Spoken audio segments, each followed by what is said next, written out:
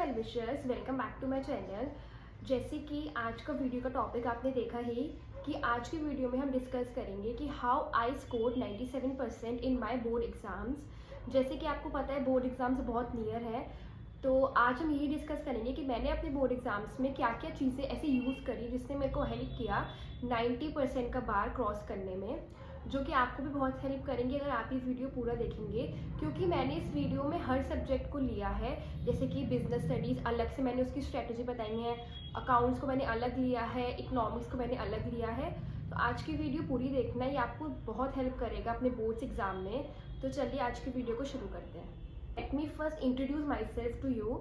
तो मैंने अपने बोर्ड एग्ज़ाम दिए थे प्रीवियस ईयर 2024 में, और मैं कॉमर्स स्ट्रीम से हूँ। मेरे सब्जेक्ट थे accounts, economics, business studies, English and मेरा एडिशनल सब्जेक्ट था आईटी, इंफॉर्मेटिक्स प्रैक्टिसेस।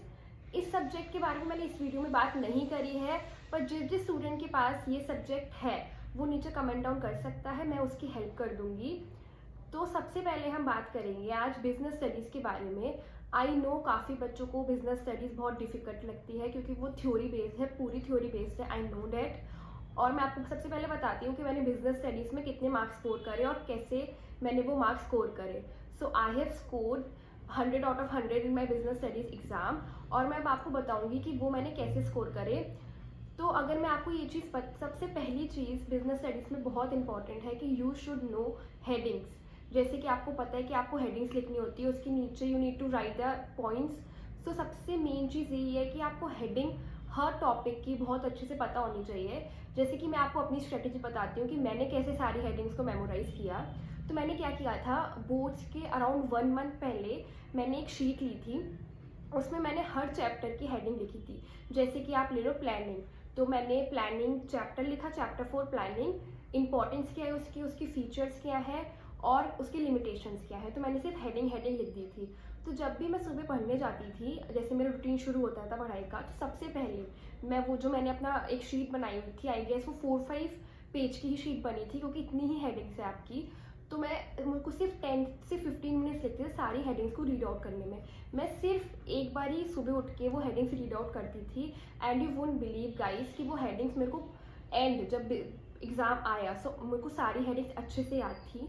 तो आप भी ये टिप फॉलो कर सकते हैं कि आप भी एक शीट लो, उसमें चैप्टर 1 जो भी उसकी हेडिंग्स है वो लिखो, चैप्टर 2 जो भी उसकी हेडिंग्स है वो लिखो, ऐसे हर part A part B business studies में जैसे है उसकी हेडिंग लिखो। और डेली सुबह सबसे पहले जब भी आप पढ़ने बैठते हो, आप बस वो शीट एक बार रीड करो, and you will remember all the headings very very very clearly. So आप ये चीज़ फॉलो कर सकते हो। अगर आपको बिजनेस स्टडीज़ में थ्योरी, जैसे कि बहुत बच्चे बोलते हैं कि नहीं याद हो रही, तो अगर आपको हेडिंग्स भी याद है और आपने एक बार रीडिंग करा है जो नीचे के पॉइंट्स होते हैं, तो आप बहुत अच्छे से अपना बिजनेस स्टडीज़ का एग्ज़ाम लिख सकते हो। और सेकंड चीज़ जो मैं आपको बताना चाहती हूँ बिजनेस स्टडीज़ के एग्ज़ाम से रिलेटेड, जो कि बहुत इंपॉर्टेंट है, जिसकी वजह से आई गेस मैंने 100 आउट ऑफ 100 स्कोर करे अपने एग्ज़ाम में। सो मैंने क्या किया था, जैसे कि मैंने जब अपनी प्रिपरेशन शुरू करी थी बिजनेस स्टडीज़ की, तब तो मैंने दूसरी बुक पढ़ी थी, पूनम गांधी करके एक बिजनेस स्टडीज़ की बुक आती है, तब मैंने वो रीड करी थी। पर आई गेस मैंने दिसंबर के एंड में एनसीईआरटी ली थी। एनसीईआरटी आपको पता होगा सबसे मेन बुक होती है सीबीएसई में, और उसका मैंने part A part B read करा था। सिर्फ बुक रीड करी थी, मैंने उसको याद नहीं करा था। और आपको गाइस मैं एक चीज़ बताऊँ, जो कि क्वेश्चन पेपर आया था बोर्ड्स का, उसमें बहुत सी लाइन एमसीक्यू, मेनली एमसीक्यू ऐसे थे जो कि एनसीईआरटी से ही आए थे, मतलब लाइन पूरी एनसीईआरटी की ही थी। जैसे कि मैं आपको एक एग्जांपल देती हूँ, हमारा बिजनेस एनवायरनमेंट जो चैप्टर है उसमें हमारे बिजनेस एनवायरनमेंट के फीचर्स हैं कि वो कॉम्प्लेक्स होता है, वो ऐसा होता है। तो जो कॉम्प्लेक्स के अंदर की एनसीईआरटी में लाइन थी वो सेम हमारे बोर्ड एग्जाम में आई थी। तो ये आपको बहुत हेल्प करेगा अपने एमसीक्यू सॉल्व करने में। अगर आपके एमसीक्यू सारे सही हैं और आपने आंसर राइटिंग बहुत अच्छे से करी हुई है, तो आप बिजनेस स्टडीज़ में 100 आउट ऑफ 100 आराम से स्कोर कर सकते हो। इस बिजनेस स्टडीज़ में मेरी यही टिप्स थी। तो अब हम नेक्स्ट सब्जेक्ट पे जाते हैं, जो कि हम लेते हैं अकाउंट्स को, जो कि पूरा आपको पता है बिजनेस स्टडी से इम्पॉर्टेंट है। It is numerical based. और अकाउंट्स में मैं आपको बताती हूँ कि मेरी क्या आई एफ स्कोर, हाँ पहले मैं मार्क्स बताती हूँ कि अकाउंट्स में I F score 96 marks out of 100। और वो मैंने कैसे स्कोर करे, अब उसके बारे में डिस्कस करते हैं।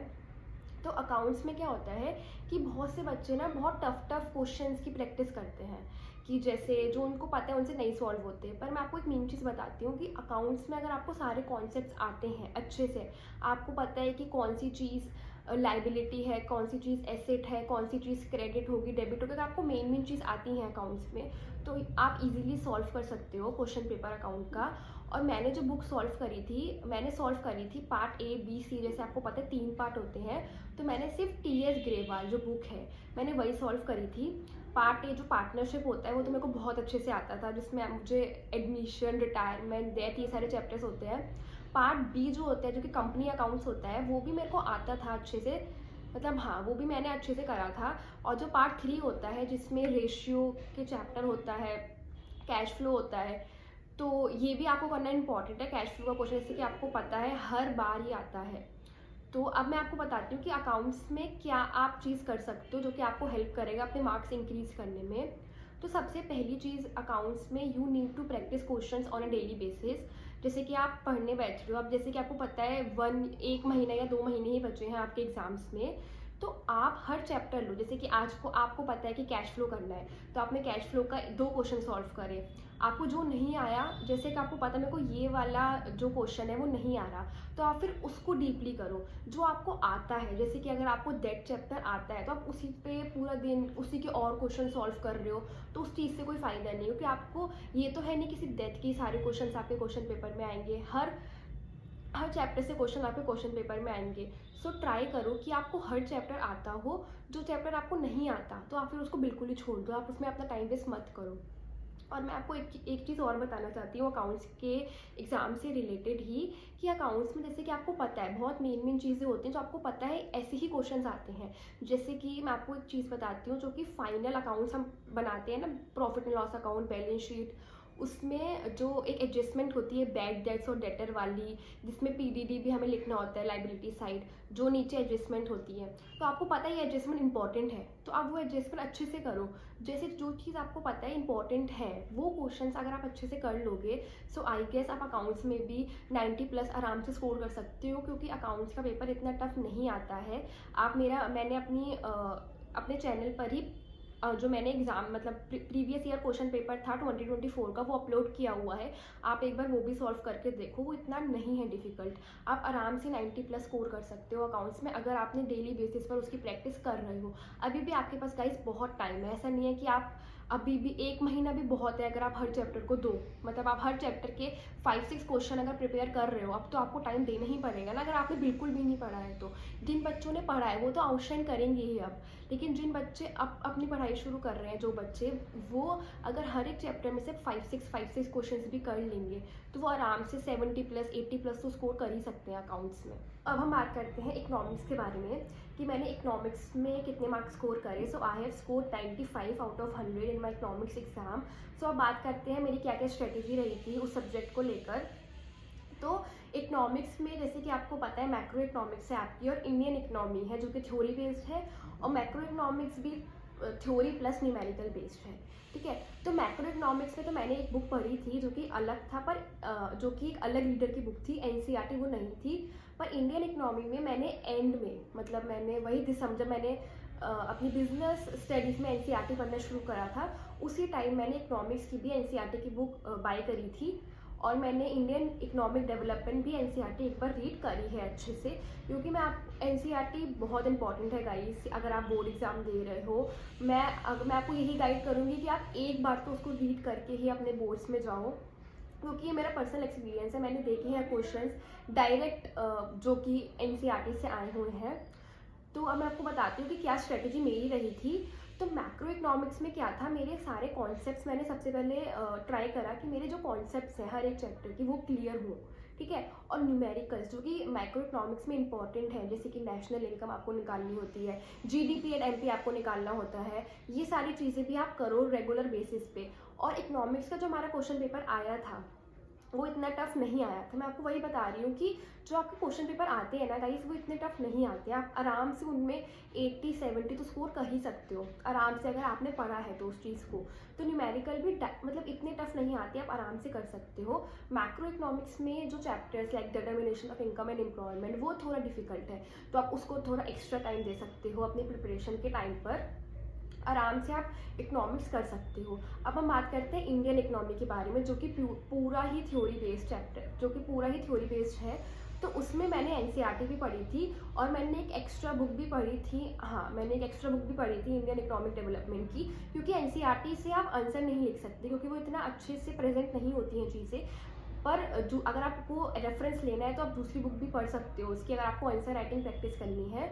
और जैसे कि मैं आपको हमेशा हर सब्जेक्ट में मैं आपको यही गाइड करूँगी कि आप मेनली आप स्मार्ट वर्क करो, आप हार्ड वर्क मत करो। स्मार्ट वर्क का मतलब क्या होता है कि आपको पता है कि क्या क्या इंपॉर्टेंट क्वेश्चंस हैं। जैसे कि मैं आपको एग्जांपल देती हूँ इंडियन इकोनॉमिक डेवलपमेंट का, जो लास्ट चैप्टर है हमारा, comparative study between India, Pakistan and China, जो कि हमारा लास्ट चैप्टर था।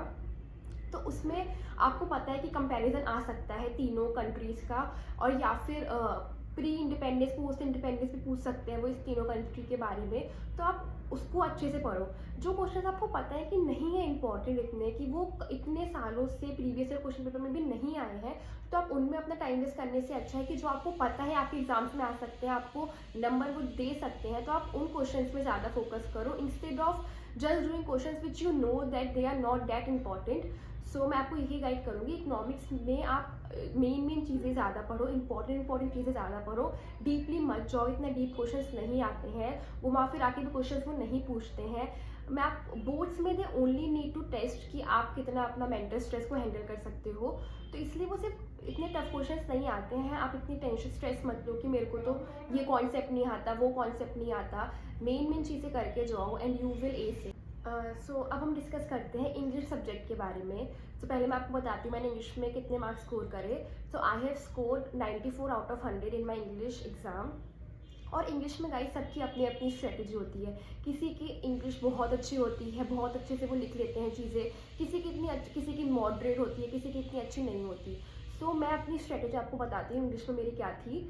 तो मैंने ज़्यादा इंग्लिश में इतना ध्यान नहीं दिया टू बी वेरी ऑनेस्ट, क्योंकि मेरे को पता था कि मेरे को यही नहीं पता कि लिटरेचर में क्या क्वेश्चन आएंगे, तो उसमें टाइम वेस्ट करने से अच्छा है कि मैं ग्रामर में ज़्यादा फोकस करूँ, क्योंकि मेरे को पता था कि ग्रामर में लेटर राइटिंग आएगा, नोटिस राइटिंग आएगा, ठीक है। और एक और चीज़ क्या थी, वो हमारी पैराग्राफ कुछ था कि ये 3 चीज़ें आएंगी ही आएंगी। तो मैंने इनके फॉर्मेट्स, इनकी प्रैक्टिस बहुत अच्छे से करी थी। और एक चीज़ मैं आपको और बताऊँगी मैंने इंग्लिश में क्या करा था, क्योंकि जो इंग्लिश में सीबीएसई अपना एग्ज़ाम से पहले वो एक क्वेश्चन पेपर टाइप निकालते हैं ना, तो उसमें वो मार्क्स का बाइफर्केशन लिखते हैं कि अगर आप नोटिस राइटिंग कर रहे हो तो अगर आपने हेडिंग लिखी है तो इसके हाफ मार्क्स हैं, अगर आपने टॉपिक लिखा है तो इसके इतने मार्क्स हैं, अगर आपने नीचे अपना योर्स या डियर ये सब लिखा है तो इसके इतने मार्क्स हैं। तो आप एक बार वो बाइफर्केशन देखो और वो चीज़ें अपने दिमाग में रखो कि इसके इतने मार्क्स हैं, इसके इतने मार्क्स हैं, तो वो चीज़ आप भूलोगे नहीं एग्ज़ाम के टाइम पर। तो मैं आपको यही सजेस्ट करूँगी इंग्लिश में कि लिटरेचर आपको नहीं पता कि उसमें से क्या आएगा, ठीक है। तो आप मैं ये नहीं बोलूँगी कि उसकी आंसर राइटिंग प्रैक्टिस मत करो, उसकी भी आंसर राइटिंग प्रैक्टिस आप करो इंग्लिश में, मैंने करी थी। मेरे को मेरी जो स्कूल में मैम थी उन्होंने स्पेशली एक बुक दी थी, उसमें हर चैप्टर के आंसर थे और समरी थी। तो मैंने वो बुक रीड करी थी, बहुत अच्छे से रीड करी थी मैंने वो बुक। और मैंने क्या किया था कि जैसे लिटरेचर में हर चैप्टर था तो ना मैंने उसकी इंपॉर्टेंट लिख लेती थी कि ये लाइन इस चैप्टर में कोई भी लॉन्ग आंसर आएगा तो उसमें यूज़ हो ही जाएगी, ठीक है। तो आप ऐसे हर चैप्टर की 5-6 लाइन लिख सकते हो कि जैसे कोई भी क्वेश्चन आया तो वो मेन लाइन की उसका थीम क्या है उस चैप्टर की, वो चैप्टर आपको क्या मोरल वैल्यू दे रहा है, तो वो तो यूज़ हो ही जाएगा हर क्वेश्चन में। तो आप वो ऐसे भी लिख सकते हो। और ग्रामर में आप फॉर्मेट बहुत अच्छे से कर सकते हो गाइस। तो यही मेरी स्ट्रेटजी थी English. Guys this is all for this video. अगर आपको ये वीडियो अच्छी लगी, आपके लिए हेल्पफुल है और आपको और बोर्ड से रिलेटेड किस टाइप की वीडियो चाहिए, आप प्लीज़ नीचे कमेंट करना। And guys if you like the video please like, share and subscribe my channel. And thank you so much for watching the video.